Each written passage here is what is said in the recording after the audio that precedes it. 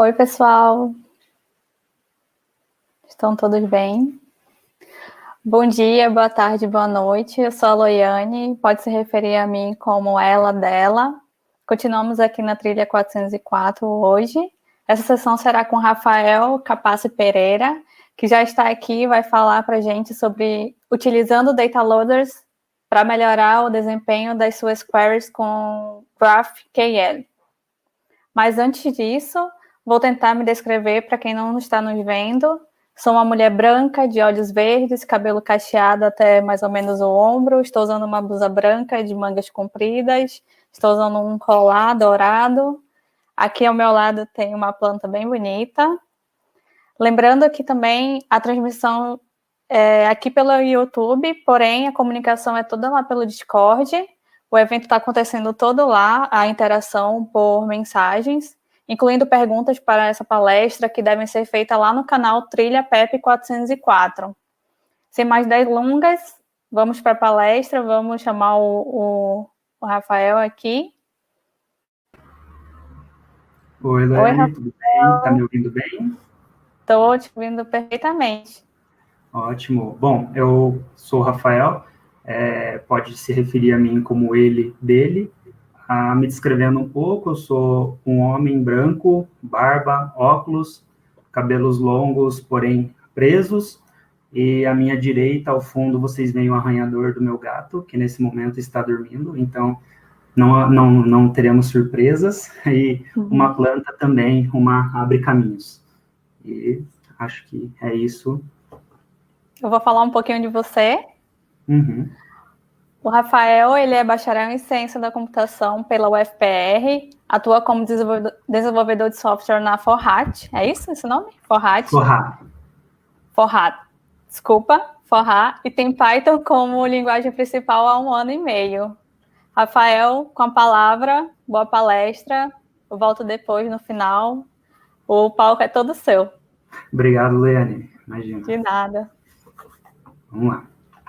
Bom, enquanto a Loiane coloca ali a apresentação, primeiramente quero agradecer aí o pessoal da Python Brasil pela oportunidade de poder estar palestrando num evento como esse, que além de toda a magnitude desse evento, acho que para mim é muito importante porque é um evento que os valores do evento estão refletidos nos meus valores pessoais, então acho que é muito legal a gente poder ter um evento desse.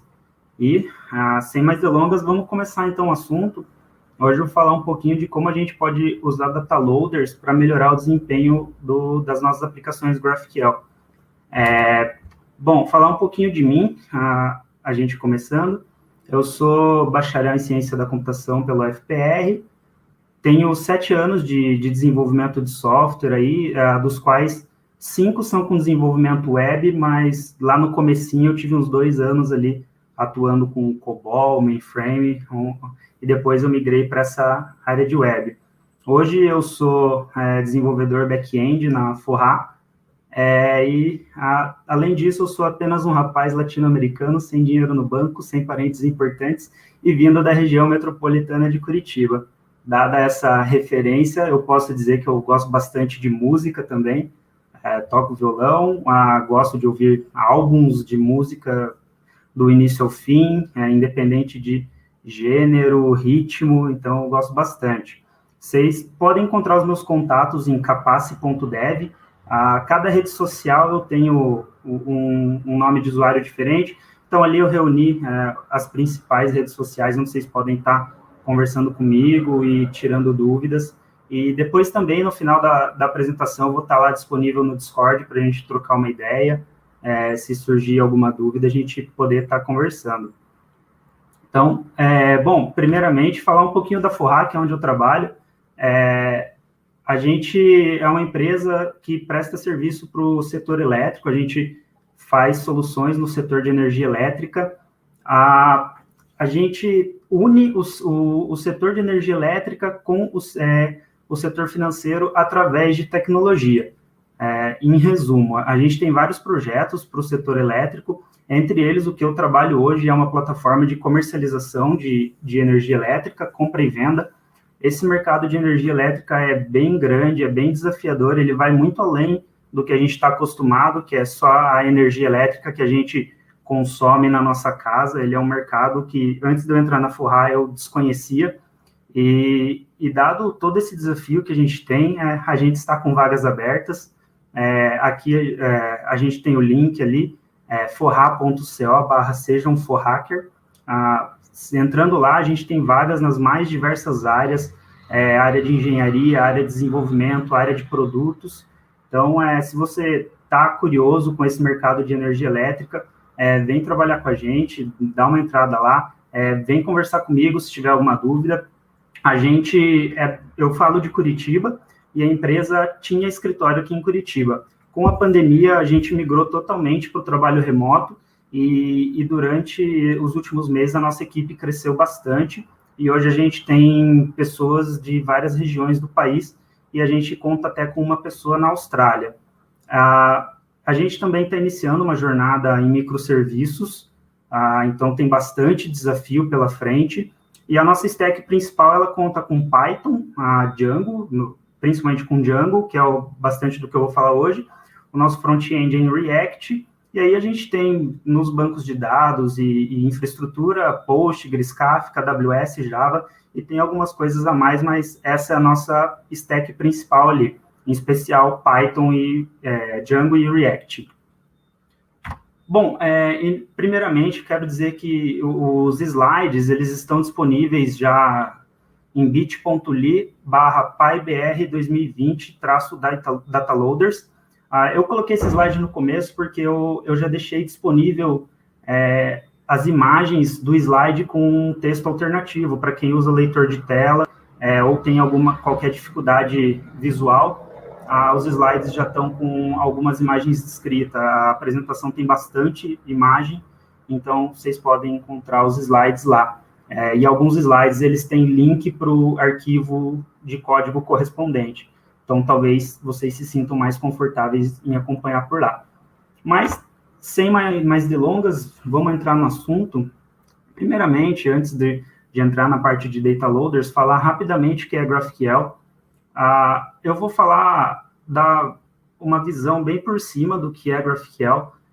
O objetivo da palestra não é entrar tanto a fundo, eu vou dar mais uma introdução para a gente ter o contexto necessário para entender os data loaders. Eu vou deixar algumas referências aqui, onde vocês podem estar se aprofundando mais nesse material. Bom, GraphQL, de modo bem resumido, assim, a definição mais resumida que eu encontrei é que GraphQL é a especificação de uma linguagem de consulta para APIs. O que isso quer dizer? Bom, você vai escrever uma linguagem, vai fazer uma requisição para um serviço que está escutando GraphQL e ele vai te responder. De modo similar como a gente tem, sei lá, banco de dados, quando você escreve uma query SQL, você manda essa query para um serviço de banco de dados e ele te retorna os seus dados. O GraphQL a gente pode entender mais ou menos assim, é uma linguagem, a especificação de uma linguagem. E aí a gente tem as várias implementações dessa linguagem. A gente tem várias implementações para ela, uma delas é o Graphene, que eu vou estar falando mais para frente, que é a implementação dela em Python. Aqui a gente tem esse texto do Vinícius Reis, que eu acho que é muito didático e bem importante para a gente entender um pouquinho mais sobre o GraphQL. Se vocês estiverem interessados, vocês podem estar acessando lá. Dentro do GraphQL, uma coisa muito importante dele é que ele é tipado. Então, todos os dados, eles possuem um tipo associado a eles. Isso traz um pouco mais de integridade para quem está consumindo as nossas aplicações, porque sabe que dado que vai ser retornado. Então, ele tem os scalar types, que são os tipos base do GraphQL, que são string, inteiro, float, id e boolean. O id ele é um tipo especial ali, mas ele também é considerado um tipo base. E aí, com esses scalar types, a gente pode criar os nossos próprios tipos. E também alguns outros tipos que já vem implementado por padrão, que são tipos complexos, como enum, list, object, interface, unions e abstract, e 3 que eu vou estar falando hoje, que são, assim, eu acho que os mais importantes aqui para o conceito do GraphQL, que são schema, query e mutation. Então, aqui a gente tem um exemplo de definição de tipo, onde eu uso os dados, os tipos de dados base da especificação, como eu falei, para construir o meu tipo. Eu tenho um tipo produto, onde dentro dele eu tenho um atributo nome, que é do tipo string, e descrição, que é do tipo string. Eu tenho um tipo categoria, que o nome é uma string também, e um atributo produtos, que é uma lista de produto. Então, um negócio importante que também, esse ponto de exclamação, por exemplo, ele quer dizer que o nosso dado não pode ser nulo. Então, quem está consumindo o nosso dado vai saber, quando for consumir, que esse nome do produto, por exemplo, ele nunca vai vir nulo. Em outras especificações, isso às vezes não vem como garantido para a gente. A gente acaba tendo que confiar na outra parte. Um negócio que eu esqueci de comentar também do GraphQL é que ele é autodocumentável. Então, quando você define esse esquema aqui, esses tipos seus, quem está consumindo já pode consumir uma documentação junto e saber os tipos de dados que serão retornados. Aqui, os tipos que eu falei, mais especiais, assim, que são os tipos schema e query. O schema, ele basicamente vai dizer o esquema da nossa aplicação, tudo que ela vai ter dentro dela. E aí o tipo query, ele é um tipo muito especial, que ele é o tipo que diz para a gente quais dados a gente pode ler dessa aplicação que a gente está construindo. Nesse caso, eu tenho dentro do tipo query, categorias, que é uma lista de categoria, e produtos, que é uma lista de produtos. Então, com isso, eu consigo saber que eu posso consumir esses dois atributos aqui, essas duas queries. Mais ou menos, se a gente for tentar fazer uma analogia com o REST, por exemplo, é como se fosse cada endpoint do REST. É um pouquinho diferente, mas é mais ou menos por aí. Aqui eu tenho um exemplo de como eu vou estar consumindo uma query. Aqui eu dei um nome para essa query, imaginando que eu sou, de repente, front-end, ou eu estou consumindo esse meu serviço que eu defini, e aqui dentro eu tenho aquela query que a gente definiu. Então, a query categorias, lembra que ela me retorna uma lista de categorias. Então, eu estou dizendo aqui que para cada categoria eu vou querer o ID, o nome dela, e os produtos associados a ela, que também é uma lista. Então, para cada produto eu vou querer o ID, o nome e a descrição dele. A mesma coisa vale para essa segunda query que eu tenho, mas eu estou chamando os produtos dela, e junto com cada produto eu trago a categoria dele também.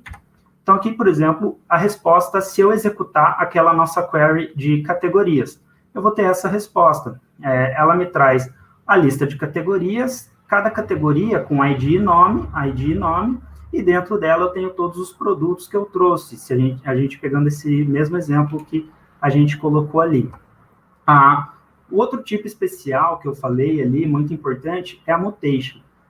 Eu não vou estar utilizando a mutation dentro da palestra, mas eu acho importante citar.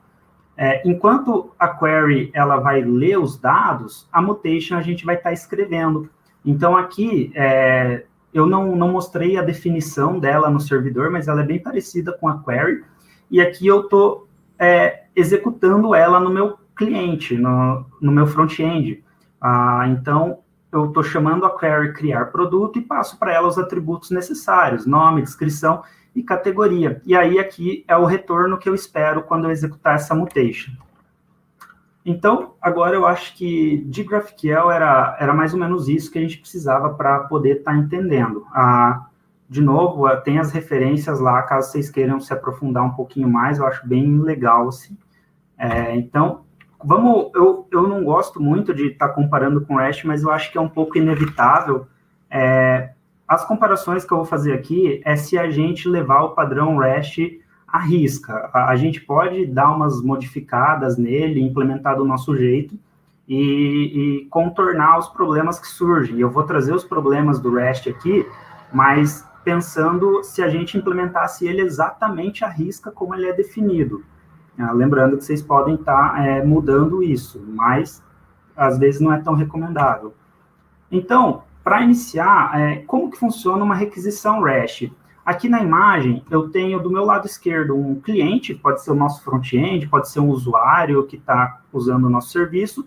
Do lado direito, eu tenho um servidor, onde eu defino duas rotas REST. Uma rota, por exemplo, de categorias, /categorias, e uma rota barra categorias, barra o ID de uma categoria, barra produtos, que vai me trazer os produtos associados a uma categoria. Quando o meu cliente faz uma requisição GET, por exemplo, em barra categorias, ele vai me trazer as categorias. Ah, um negócio que eu acabei esquecendo, né? O que a gente está querendo aqui, a resposta que a gente quer do servidor, eu quero trazer todas as minhas categorias desse meu site com os produtos associados a cada categoria. Então, o que eu tenho que fazer no REST, né? Eu faço primeiro uma requisição que vai me trazer todas as categorias. Opa, beleza, eu tenho aqui 1, 2, 3, 4, e aí por aí vai. Eu tenho bastante categoria, então vamos chamar aqui, dizer que eu tenho N categorias. Beleza. E agora eu quero trazer todos os produtos. O que eu tenho que fazer? Bom, primeiro eu vou fazer uma requisição GET em categorias barra 1 barra produtos, que é o ID da nossa primeira categoria. Isso vai retornar os produtos dela. Beleza. Agora eu preciso continuar. Faço uma nova requisição para a categoria 2. Uma nova requisição para a categoria 3, traz os produtos dela. Uma nova requisição para a categoria 4.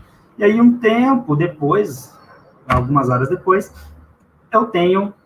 eu faço a minha última requisição para trazer os produtos da minha última categoria. E aí, o que aconteceu aqui? A gente fez inicialmente uma requisição para trazer todas as nossas categorias, trouxe N categorias. E aí eu precisava dos produtos dessas categorias. Então, para cada categoria, eu precisei fazer uma nova requisição para trazer os produtos dela. Isso deu para a gente N requisições. Ao todo aqui, a gente executou N mais uma requisições. E esse é um dos problemas que a gente chama aí de N mais um, onde a gente, para trazer dados relacionados, a gente acaba fazendo bastante requisição. O GraphQL, eu já mostrei ali anteriormente um exemplo, mas vamos ilustrar aqui também. A gente vai fazer uma requisição só. Em uma requisição, eu vou trazer todas as categorias e todos os produtos associados a cada uma. Aqui, eu tenho, de novo, a imagem de um servidor e de um cliente. Ao lado esquerdo, eu tenho o meu cliente. Ao lado direito, eu tenho o servidor, mas dessa vez é um servidor GraphQL. O servidor GraphQL, diferente do REST, ele só responde em uma rota. E ele só responde requisição POST. Toda vez que você vai se comunicar, seja para ler, para escrever dado, você vai acessar o verbo POST do HTTP. Então, aqui, por exemplo, eu tô... uma coisa que eu esqueci ali de comentar, né? Por que é isso? No REST, o verbo é muito importante, a rota que a gente está acessando é muito importante. No GraphQL, não é a rota que importa, o que importa é o corpo da nossa requisição. Então, aqui, por exemplo, eu estou fazendo uma requisição para o GraphQL, e no corpo da requisição eu tenho a nossa query de categorias. Então, eu já passo a query e dizendo o que eu quero as categorias, e para cada categoria eu quero ID, nome e os produtos associados a ela. E aí isso vai retornar para a gente a nossa lista de categorias e produtos, já organizada, e para as nossas N categorias. E aí, dessa forma, aqui a gente fez uma requisição só, diferente do REST. Isso, em tese, já melhoraria para a gente, já melhora para a gente o número de requisições, de repente o tempo de resposta do nosso cliente para montar a página ou trabalhar com esses dados da forma que o nosso cliente está precisando, seja uma aplicação front-end ou outra aplicação que esteja utilizando o nosso servidor. Mostrar um pouquinho da implementação, então, desse exemplo que eu coloquei quando a gente está usando o Python. Aqui, eu vou mostrar um exemplo usando o Django, e usando o Graphene, que é que eu acho que é a principal biblioteca que a gente tem para trabalhar com GraphQL no Python. Existem outras alternativas, a Strawberry e a Ariadne, até onde eu vi essas duas, talvez existam outras, mas o Graphene é o que a gente utiliza lá na Forra, é o que eu tenho mais familiaridade e acabei conseguindo fazer as implementações aí de data loaders. E também o Graphene, o legal dele é que ele é agnóstico a framework e a banco de dados, e existem algumas integrações dele específicas para o Django, mas ele funciona independente de framework e de ORM também. Deixar aqui uma referência para uma apresentação que eu achei muito legal, que aconteceu na Python Brasil em 2018, do Ciro Valente Filho, uma apresentação que ele fez de como a gente pode estar implementando GraphQL no Django. Eu achei uma palestra muito legal e também bem educativa, e é uma palestra relativamente rápida, tem ali uns 15 minutos, então acho que vale bastante a pena para quem está querendo iniciar nessa jornada de GraphQL com Django. Acho bem legal. Bom, então vamos começar aqui mostrando como que fica a nossa aplicação.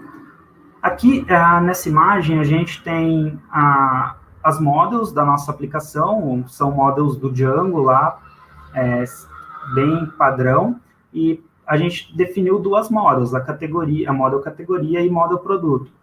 E os dados, a gente definiu os mesmos dados que eu tinha definido lá no nosso esquema que eu mostrei. Para categoria, eu tenho um nome, que é um tipo char. Para produto, eu tenho nome e descrição, que são tipo char também. E eu tenho o ID da categoria que é associado a esse produto. Isso é como está a nossa model do Django. E aí, pegando essa model, a gente pode definir os nossos tipos lá do Graphene.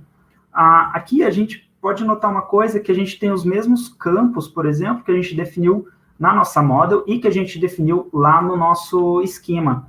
O Graphene, ele implementa todos esses tipos padrão lá, os scalar types. Então, aqui, por exemplo, quando eu defino o meu tipo produto, que ele é um tipo do nosso GraphQL, eu tenho aqui o campo ID, que ele é do tipo ID, o nome do tipo string, a descrição é tipo string também. A categoria, como ele está relacionado a outro tipo do GraphQL, ele usa esse tipo especial field aqui, para dizer que é um outro tipo. E aqui no tipo categoria a gente também tem ID, nome e a lista de produtos. Aqui nessa imagem está aparecendo uma coisa nova também, que até então eu não falei, que são os resolvers, que é como a gente vai estar pegando os nossos dados, como que eu vou fazer para acessar os dados, por exemplo, no tipo produto, como que eu vou fazer para pegar a categoria que está associada a esse produto. Então, para isso, eu escrevo um resolver. Aqui eu tenho, no caso, o resolve categoria, onde isso aqui é padrão do Graphene, em todo resolver você vai seguir uma sequência de objetos desse jeito.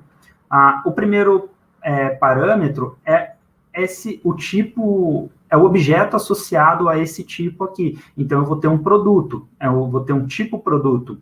Então, eu posso pegar e fazer uma consulta na minha tabela de categorias, trazendo a categoria que é a mesma categoria que está associada a esse nosso produto aqui. E aí eu tenho esse resolver. No nosso tipo categoria, eu posso chamar o resolve produtos, que acho que aqui, pronto. O resolve produtos, ele vai fazer um filtro trazendo todos os produtos que tem essa categoria associada a ele lá. E aí eu vou trazer uma lista de produtos.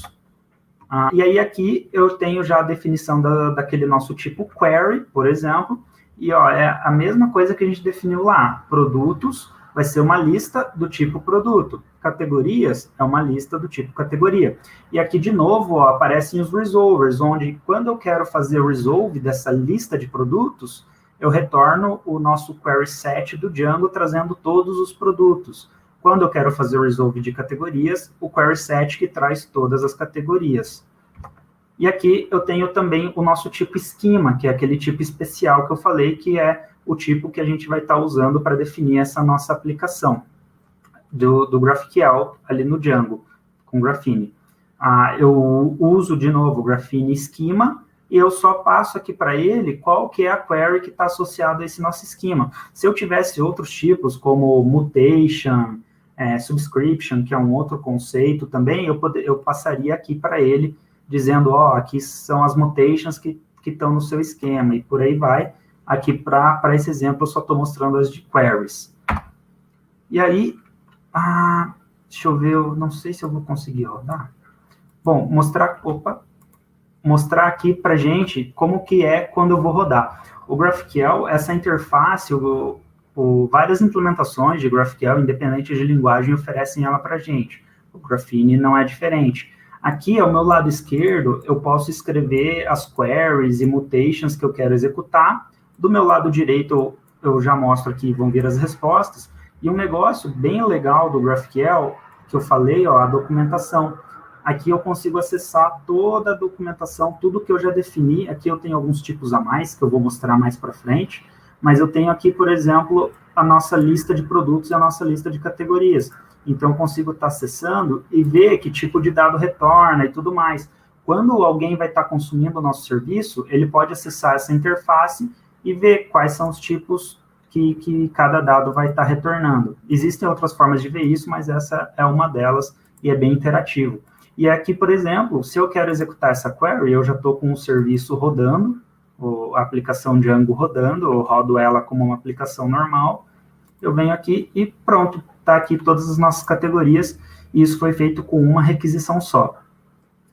Até aqui, beleza. Voltar para a apresentação, executei as query categorias e aparentemente está tudo certo, né? A gente fez uma requisição, problema resolvido, a gente não tem mais aquela questão da N mais uma requisições. Então, vamos lá. Para a gente ter certeza do que está acontecendo, eu estou usando a ferramenta Django Silk, que é uma ferramenta que a gente faz profiling, para ver tudo o que aconteceu dentro de uma requisição. Nesse caso, eu estou interessado em ver o número de queries que foram executadas no banco de dados. Mas você pode ter algumas outras coisas lá, como tempo de execução, você pode configurar outras formas do que você precisa ver, fazer o profiling. Aqui, por exemplo, ó, um negócio interessante. Ali, quando eu mostrei a resposta da nossa aplicação aqui, eu trouxe 3 categorias. Tenho 3 categorias registradas no meu banco de dados. E quando eu vejo o que foi executado, foram executadas 4 queries. A primeira query é uma query na tabela de categorias e eu executei outras 3 queries na tabela de produtos. Vamos ver o que é cada query dessas. A primeira query, ela foi na tabela de categorias e ela é um select que traz para a gente todas as categorias. É exatamente isso que a gente definiu lá no nosso resolver de categorias na nossa aplicação. Tranquilo. O segundo foi um select na tabela de produtos, trazendo todos os produtos onde a categoria deles era a categoria 1. Tá? O segundo select na tabela de produtos foi para a categoria, para todos os produtos da categoria 2. E o terceiro para todos os produtos da categoria 3. Aqui tá estranho para a gente, porque assim, a gente começou a usar o GraphQL para resolver um problema de N mais 1. E aqui parece que surgiu outro, porque ó, a gente tem 3 categorias, então o nosso N aqui é 3, e a gente fez um select para trazer uma categoria, e aí a gente fez 3 selects, um para trazer os produtos de cada categoria. É bem semelhante, de certa forma, ao que a gente tinha no REST, mas ao invés de requisição a uma API, agora é requisição ao nosso servidor, são queries no nosso banco de dados, são queries de banco de dados. Então, para explicar o que aconteceu aqui, eu vou explicar como que funcionam aqueles resolvers, as funções que a gente tem. O GraphQL, ele tem esse nome, não é à toa. O padrão, como é definido, ele resolve as coisas como um grafo. Então, aqui, por exemplo, eu quero trazer lá todas as categorias e os produtos dela juntos. O GraphQL, ele vai montar ali, entre aspas, um grafo para a gente que vai trazer esses dados. Então, na raiz, uma árvore, na verdade, aqui, né? Na raiz dessa árvore, a gente vai ter categorias. Eu quero trazer todas as categorias. Então, quando esse resolver de categorias for executado, ele vai bater uma vez no banco de dados. Vai fazer lá um select asterisco from categoria, trazendo todas as categorias e todos os dados delas. Beleza, trouxe as nossas categorias. Aí, eu preciso ainda os produtos de cada categoria. O que o Graphene vai fazer? Isso também várias outras linguagens implementam dessa forma, porque é a definição da especificação. Ele vai pegar, e aí, para cada produto, ele vai executar uma nova query para trazer, para cada categoria, desculpa, ele vai executar uma nova query para trazer os produtos dela. Então, para a categoria 1, vai executar uma nova query no banco de dados, na tabela de produtos, todos os produtos de categoria ID igual a 1. E trouxe esses produtos. Para a categoria 2, novamente, um novo select no banco de dados para trazer os produtos de categoria 2. e trouxe para a gente. Para a categoria 3, a mesma coisa, mais um novo select no banco de dados. Aqui, nesse caso, trouxe vazio, mas a query foi executada. Para a categoria 4, novamente, um novo select e trouxe os produtos da categoria 4. Então, aqui, ó, o que foi feito? A gente fez uma query que trouxe N categorias, e aí para cada categoria a gente fez uma nova query para trazer os produtos dela. Então, a gente teve N mais uma queries no banco de dados, que, assim, a gente já usou o GraphQL para resolver aquele problema nas requisições, e aqui a gente está fazendo de novo. E como que a gente pode resolver isso? Num cenário melhor, a gente gostaria de repente, fazer isso daqui, para trazer todos os produtos que a gente tem associados às categorias que a gente quis ali. Então, a gente, com uma query, poderia trazer todos os produtos e depois a gente só organiza eles por categoria. E é aqui que entra a parte principal aqui da nossa apresentação, que são os data loaders. O data loader, ele é uma classe, assim, aqui é uma implementação bem simplificada do que é um data loader. Ele contém duas funções principais, assim. A primeira é a load, que ela vai receber uma chave e vai retornar uma promise para o resolver que chamou ela. O que é uma promise? A promise, ela é uma estrutura ali que ela vai falar assim para quem chamou ela: olha, em algum momento eu vou retornar, não sei quando, mas eu vou te retornar um dado. Quem trabalha com JavaScript, eu acho que isso no JavaScript é bem mais difundido. Em Python, a gente tem coroutinas que eu acho que são um pouco parecidas, mas eu não sei falar muito ao certo. Mas a gente retorna, nesse caso, uma promise, que é a biblioteca, inclusive, que eu estou usando aqui, é uma biblioteca de promise. E um outro método que ela tem é o batch load fn, que ele vai executar, de fato, as nossas queries do banco de dados e vai retornar o resolver daquela promise que a gente chamou ali no método load. Aqui, por exemplo, ó, como que fica o nosso resolver lá quando eu vou resolver, vou chamar um data loader. Dentro do resolve categoria, lá no nosso tipo produto, eu tenho o data loader e eu só chamo o método load e passo para ele o ID da categoria que eu estou precisando acessar. Aqui, eu tenho esse objeto, que ele é um objeto da requisição ali. O Graphene coloca ele em todos os resolvers, esse info, e aqui eu tenho o nosso data loader cacheado, por isso que ele está aqui. E aí, esse resolve vai dizer para o Graphene assim: olha, em algum momento esse dado vai ficar pronto, então você tem que esperar aí. Aqui eu tenho, por exemplo, a implementação do batch load fn. Aqui eu já estou usando a biblioteca de promise que eu falei. Essa biblioteca, o Graphene tem ela como dependência, então ela já vem para a gente quando a gente roda o Graphene, instala o Graphene. E aqui eu tenho o meu batch load fn. O que ele vai fazer? Ele recebe todos os IDs de categorias. Aqui eu estou fazendo o batch de produtos por categoria. Então, eu recebo todas as categorias das quais eu quero produto, eu filtro os produtos, o que tem a categoria ID entre os IDs de categoria que eu recebi. E aí, aqui, um negocinho que é um pouquinho chato de entender no começo, é que quando o data loader vai retornar para o Graphene os dados, ele precisa estar ordenado da mesma forma que ele foi chamado. Então, cada lista de produtos, ela tem que estar ordenada pela ordem dos IDs das categorias. Então, aqui embaixo, eu tenho um for e um map, que é só para fazer essa organização. E aí, eu faço o promise resolve, que vai retornar todos esses produtos para quem chamou o data loader lá para o Graphene, e ele vai resolver as promises lá. E aí, como que funcionam, então, esses resolvers agora? Mudou um pouquinho. Quando a gente executa lá a nossa query GraphQL para trazer as categorias, ele bate no banco uma vez e traz todas as categorias. Até aqui não mudou. Só que agora entra o data loader em ação. O que vai acontecer? quando a primeira categoria precisar dos produtos dela e for executar o resolve dos produtos dela, ela vai chamar o data loader vai guardar o ID dessa categoria e vai falar, espera um pouquinho, espera um pouco que eu já te retorno os dados.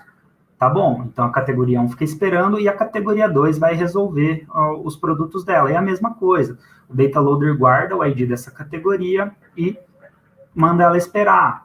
Aí, para a categoria 3, o data loader guarda o ID e manda ela esperar. Categoria 4, guarda o ID e manda esperar. E aí, quando o data loader já tiver todos os IDs de categorias que a gente precisa, os produtos delas, ele vai executar aquele nosso select que a gente achou que era uma versão melhor, que é o select os produtos onde o ID de categoria está entre os IDs de categoria que a gente quer. E aí, isso vai resolver os nossos dados, vai trazer os dados ordenados, os produtos de cada data loader, e aí o data loader vai poder resolver os produtos de cada categoria. E aí, um por um, ele vai dizendo, ó, categoria 1, esses são seus produtos, beleza. Categoria 2, esses são seus produtos. E categoria 3, seus produtos, e assim por diante, até a gente ter todos as categorias e seus respectivos produtos resolvidos. Então, implementando, eu já mostrei esse código ali anteriormente, né? A gente tem um data loader, e aqui eu faço o filtro de produtos pelos IDs de categorias que a gente está buscando, nesse caso seriam todas as nossas categorias, e eu tenho o for e esse mapping que organiza elas na mesma ordem que foi solicitado. Um negócio importante é a gente ter um contexto para poder utilizar esses data loaders em diferentes resolvers da mesma requisição. Aqui no Graphene, a gente consegue criar essa view personalizada, onde a gente cria um contexto para ela e a gente injeta os nossos data loaders no início da requisição. Então, quando a requisição for iniciar, o Graphene vai pegar e vai injetar esse data loader no objeto de requisição nosso, e a gente vai ter ele disponível para todos os resolvers. Isso faz com que a gente possa compartilhar o mesmo objeto entre os diferentes resolvers, e aí a gente pode fazer bater uma vez só no banco de dados, a gente não precisa estar instanciando esse objeto em cada resolver. Então aqui, ó, eu tenho o método load, que é chamado no nosso resolve de categoria, nesse exemplo, e aí em algum momento ele vai ser retornado, né, para a gente. Aqui eu preciso definir, acho que as imagens ficaram trocadas. Aqui eu defino a URL para a gente, eu defino a nossa view, né, e a nossa URL do GraphQL, a URL que vai responder pelo GraphQL, e aí a gente tem implementado os data loaders. Aqui eu vou executar, não muda muita coisa. Aqui eu defini só uma nova query, que era só para a gente ter como exemplo, mas a gente poderia ter só incluído deixado o data loader para ser utilizado na mesma query que a gente tinha anteriormente. Aqui eu executei, ó, quando eu executo, ele retorna os mesmos dados para a gente. Traz todas as categorias e, para cada categoria, os produtos associados a elas. E, então, deixa eu ver, beleza, né? E aí, quando a gente vai lá no Silk para ver o que foi executado, a gente já tem um resultado diferente. A gente já vê que foram executadas somente 2 queries. Uma para trazer todas as nossas categorias, tá? Aqui. Então, a primeira query trouxe todas as nossas categorias, e uma segunda query que trouxe os nossos produtos que tinham as categorias entre as categorias que a gente estava buscando. Com isso, a gente executou 2 queries. Lógico, aqui é um cenário pequeno, né? Eu mostrei aqui, a gente tem acho que 6 produtos ali cadastrados e somente 3 categorias. Mas imagina num cenário onde você tem muitas categorias, muitos produtos, e você precisa trazer algo assim. No cenário onde eu precisei implementar Data Loader, era um cenário muito parecido com esse do exemplo, só que eu tinha 6.000 produtos. Então, eu fazia 6.001 queries no banco de dados. Então, era bem prejudicial para o sistema. Implementando o Data Loader, diminuiu para somente 2 queries. Então, beleza, né? Aqui a gente tem o número que foi resolvido. E aí vocês podem estar se perguntando, né? Poxa, eu não poderia fazer ali, então, no Resolve, diretamente usar um Select Related ou Prefetch Related. No caso do Django, outros frameworks têm a sua forma de fazer join também. Eu não poderia só executar isso e, né, ao invés até de ter duas queries, ter uma só. Poderia, só que aí a gente vai ter um probleminha, porque isso não funcionaria em casos, por exemplo, isso funciona muito bem para banco de dados, mas vamos supor que o nosso resolver, ele não está buscando dados dentro do nosso banco de dados, ele está buscando dados dentro de um outro serviço, dentro de outro microserviço ali dentro da nossa infraestrutura. Então, se ele estiver buscando esses dados lá, a gente não tem join para buscar dados de outros serviços. Então, o Select Related e Prefetch Related não se aplicam. E o nosso dado também ele pode incluir alguns cálculos. No exemplo que eu citei, de 6 mil produtos, eu não queria trazer as categorias e os produtos associados a ela. Eu queria trazer alguns cálculos bem difíceis, que faziam queries no banco bem pesadas. Então, se eu executasse cada query pesada para cada produto, demorava muito. E eu conseguia fazer esses cálculos também de uma forma que eu já trazia cada produto com o seu cálculo em uma query só, no banco de dados. Então, eu consegui usar o Data Loader num cenário desse. Então, aqui, algumas outras aplicações, como eu já falei, o Data Loader seria também interessante quando a gente quer pegar dados de outros servidores, quando a gente quer trazer dados agregados, né? Vamos supor que eu quero trazer as categorias, eu quero trazer uma lista de produtos e eu quero saber quanto cada produto vendeu no último mês. Eu não preciso executar uma query no banco de dados que vai ver o quanto cada produto vendeu no último mês. Eu posso, em uma query só, trazer todos os produtos com o quanto ele vendeu no último mês. Então, o Data Loader pode entrar num cenário desse. Ou quantas pessoas diferentes compraram itens de cada categoria, e aí vai muito do seu problema de negócio, né, do que a gente está enfrentando. Bom, acho que era isso que eu tinha para falar, assim, deixar aqui umas referências. Aqui eu deixei algumas sobre GraphQL, que eu já comentei, tem introdução a GraphQL, do Django, tem Data Loaders, esses dois textos que eu deixei, assim, para a gente entender Data Loader também é muito importante, são dois textos bem didáticos. É uma pena que estão em inglês, mas se alguém tiver dificuldade, pode vir falar comigo, e a gente troca uma ideia e ver o que a gente pode fazer aí para estar implementando esse padrão. E também algumas bibliotecas que eu utilizei. Bom, pessoal, acho que era isso.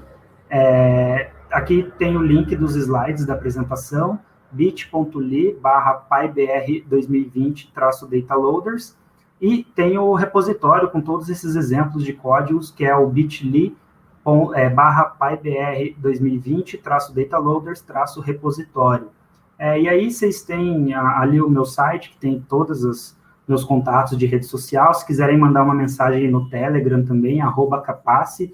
Eu vou estar agora disponível, logo agora, depois da apresentação, no Discord da Python Brasil ali, @capace também, se quiserem me marcar. Vamos trocar uma ideia, se ficou alguma dúvida, vamos conversar. E é isso aí. Acho que finalizou. Obrigado de novo pela oportunidade, pessoal.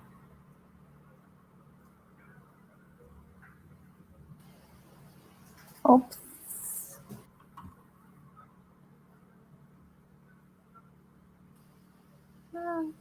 Tá me ouvindo? Tá me vendo? Tô. Tá bom. Obrigada, Rafael. Infelizmente, o nosso tempo a gente tem 1 minuto só, mas você tem 2 perguntas lá no Discord e elas são grandes. Eu não sei se a gente vai ter tempo aqui. O que eu faço? Ana, me ajuda aí. A gente faz uma pergunta, o que a gente faz? Estou abrindo o Discord agora, estava fechado aqui. Acho que é melhor você responder lá no Discord.